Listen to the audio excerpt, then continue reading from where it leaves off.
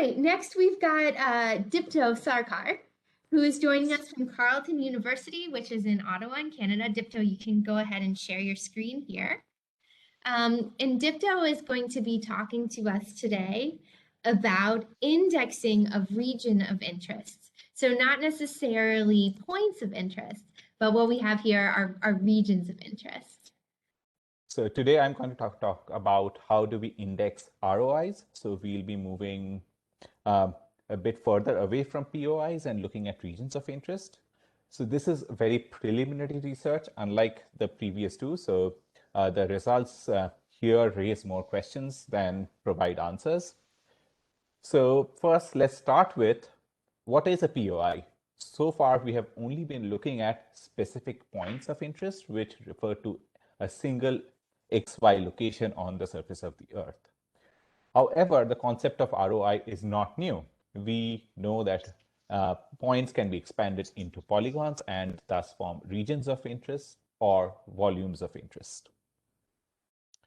We have already discussed that POI data is not hard to find anymore. There are several sources such as Google Places and SafeGraph, which provide very good point of interest data. There may be some classification issues, but more or less a lot of data is available. So let's look at how we privilege POIs instead of ROIs. So this is a screenshot from Google Maps. This is centered over Seattle. I chose Seattle because AAG was here this year, so many people might have looked at the map here. So as you can see, Google automatically highlights a few points of interest for me. For example, here I can see the Seattle Art Museum, the Space Needle, the Woodland Zoo, and the airport. Here, at this scale, things like the Space Needle and the Art Museum are indeed points of interest. But the Woodland Zoo could have been made into a region of interest or a polygon of interest, but it is still showing up as a point with a paw. Even if you go to Google's searching in Google Maps, you see the areas or the categories in which Google allows you to search are more or less points. So groceries, restaurants, takeouts, and if you search for any of them, they show up as points on the maps and not regions on the map as such. So why do we usually look at points of interest and not regions of interest? The primary reason is that we are dealing with map generalization. So we take a complex object, and when we make the map, it's depending on the scale of the map, it is easier to represent it as a point rather than as a region. However, the resolution at which we make maps or our maps are made available to us is changing every day. In this screenshot, we see a region of Montreal, and even at this scale, we see the building footprints coming out. But this is not the maximum zoom level on OpenStreetMap. I can zoom in further and get a look and get a much finer scale view. And even in this view, we can see that things have been generalized into points of interest rather than regions of interest or at a building level. So we can see that several points of interest exist in the same building, but we have no idea about the whereabouts or the region or volume covered by each of these regions of interest. The situation gets worse. Now we can use Street View.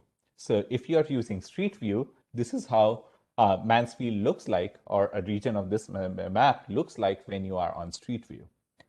As you can see, this becomes more confusing. Zara and Simons are very big stores, and thus are definitely not points here. They stretch across several feet, if not several hundreds of feet. So if we are to move from POIs to ROIs, what are the things we need to focus on? Well, when we are looking at POIs, there are several things the computer does for you. First of all, the focus is on points. We categorize the points using tags, and each POI is provided with XY location. And then we use spatial indexing to make searching for POIs spatially much easier. So I'll be talking about indexing regions of interest specifically in this talk. So let's have a quick refresher about what are the indexing techniques which are commonly used. The two most commonly used indexing techniques in GIS are object-based indexing and space-based indexing. Both of them rely on constructing bounding boxes around the objects. And when we are searching, we are looking for intersections or containments of these bounding boxes. So obviously, when we are looking for containments, there will be a lot of false positives when we do the first search.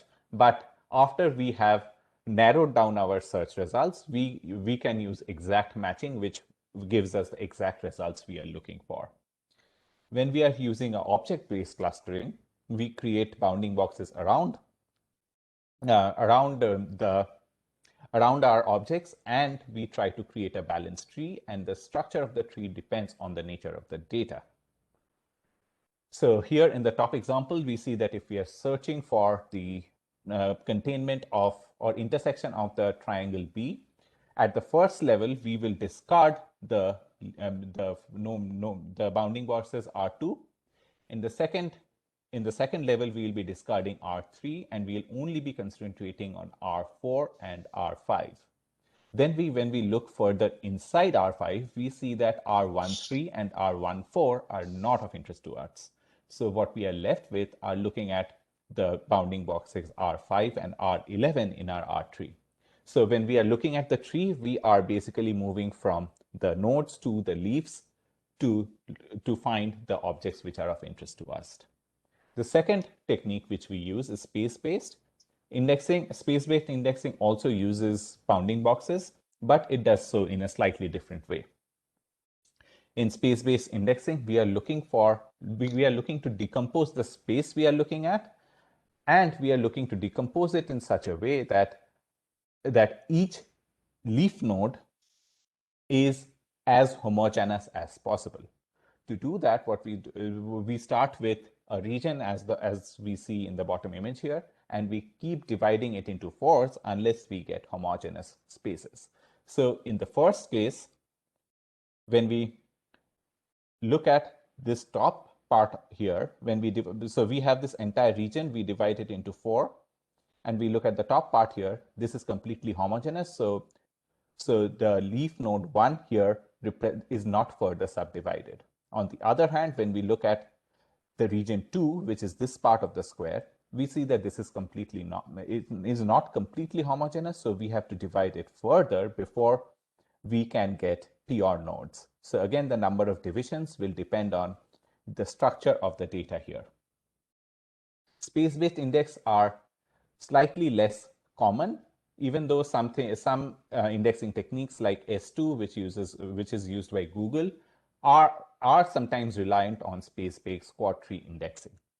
The problem with object-based indexing is that we have to create very small bounding boxes on our points of interest points of interest when we are using object-based models. So space-based model also suffer from this, right? If these small circles represent our points of interest, we can see that we have to subdivide our space many times before we can get homogeneous spaces. So if we are moving away from points of interest to regions of interest, however, each of our region of interest will be much larger than each point, right? So we will get homogeneous leaves at a much faster rate if we are going for a space-based index. So my hypothesis that space-based indexing should work better for regions of interest rather than points of interest, as each cell at a zoom level can capture entire areas or homogeneous areas and does not need subdivision. So I have conducted an experiment to test this out, and the experimental setup relies on using Postgre with PostGIS, which uses object-based R3 indexing. As you know, that is the more common one. And I had to find a database or a spatial database which uses space-based indexing, and I fortunately find one. It is called CockroachDB. It is made for scaling data, so it is not very good for running a single node, but to make the two installations as comparable as possible, I created only a single cluster of CockroachDB. Ideally, these experiments should be run on the same database, but the amount of coding required to get a different indexing technique to work was beyond the scope currently. So how about data? POI data is easily available, but ROI data is not. So I had to create my own data to start with. So I downloaded the Microsoft building footprints for Nova Scotia in Canada. It consists of 402,358 buildings. So what I did was I randomly assigned 50% of these buildings to be regions of interest. And I allotted categories such as entertainment, food, recreation, outdoor cafe, pubs, and health to each of the buildings that were selected to be regions of interest. The known issue here is that I am looking at a provincial scale, so the extent is huge, and thus my search radius is needed to be very large as well. I ran 4 different types of queries. These queries were centered on different locations, and with each used a different distance buffer. Some of them have attribute query clauses, and each query was run 5 times at least, and the execution time was recorded. I'll show you the morphology of the 4 unique locations on which the queries were run in the next slide. So as you can see, the point 1 was in a very dense area with very small buildings, whereas point 2 had a mixture of high density and low density and different sizes of buildings. Point 3 again is less dense with small buildings, and point 4 is very sparsely populated. The distances associated with each point shows you the distance buffers I ran the query on. So now let's look at the results. First of all, we need to establish a baseline because we are using 2 different databases. First, it seems that Postgre with its object-based indexing is much faster than Cockroach with its object-based indexing. So lower times is better because it means you're getting the results much faster. However, when we add the indexing in, so this result was without the indexes added, so no IDX basically means that I removed the indexing altogether and I was using exact matching. But when I add the indexes, what I see that CockroachDB improves a lot. In fact, the difference in median, which is the one we should really be concentrating on, because again, we are looking at different databases, is much higher for CockroachDB than for PostgreSQL. Again, but what we also see is that there is greater variation in the results you get when you're using CockroachDB and its space-based indexing. So now let's look at how it performs across various distances. What we see is that there is something happening to CockroachDB between 10,000 and 15,000 meters, which is making my results go haywire. So it seems that there is some kind of sensitivity in this region. So let's have a look. Now I look at the individual queries and the setup on which it was run. But I see that there is something wrong with query 3. The time to run query 3 increases exponentially as I increase the distance. So there is something about query 3, whether it's the queries or the underlying urban morphology or the attributes associated with the region. I don't know, but this is making the results go wild. So if I remove query 3, I see that CockroachDB tends to be faster, specifically at short distances. And what we see is that the worst case of CockroachDB is comparable to the best case scenario, which we obtain with PostgreSQL. Thus, it seems that for short distances, space-based indexing works better, but for larger differences, their performances are comparable. Obviously, there are caveats to this initial results, which I'm showing you. There is scale issue. We are doing it at a city scale, whereas ROIs are more useful at a small street or mall-based scale. We don't know whether the results will hold, but chances are it will. Ideally, they should be run on the same database. Here we are using an N of 70. We should also increase the experimental values. The sensitivity to queries also require further investigation. What about tags?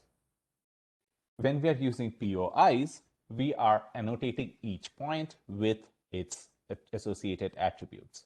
This gets a bit more complex when we are looking at regions of interest. There is no standard classification for tags, and without any standard classification, we are using a text search which is comparable to which is basically comparable to a normal search using a binary tree. This does not scale well to regions of interest because hierarchy is possible. Let's say you have a shopping center and this is the entrance. So in a point-based index, all it will show you that it is a shopping center and there will be arbitrary points of interest scattered inside. However, when we are looking at ROIs, there can be embeddings. So we have a shopping center and can have a cafe inside the shopping center. So we are getting into hierarchies now. There can be a dry cleaner also inside the same shopping center, which will require a different kind of search. We have a big box store, which can have further subdivisions. So as you can imagine, if you're using indoor navigation and you're inside the mall, all you're interested in searching inside the mall, but using just points of interest, this can be hard to search because it doesn't know the containments. So we need to also come up with a classification for tags for better indoor searching. Maybe a system such as a DB decimal system may be useful for organizing tags in our case. In conclusion, our initial research shows that there has been a lot of focus on POIs, but ROIs may become more important at suite level, and building level navigation becomes more common. We should probably adjust our storage and retrieval strategies accordingly. And the answer is tending towards yes, to even changing our indexing strategy when it comes to handling ROIs versus POIs. Thank you.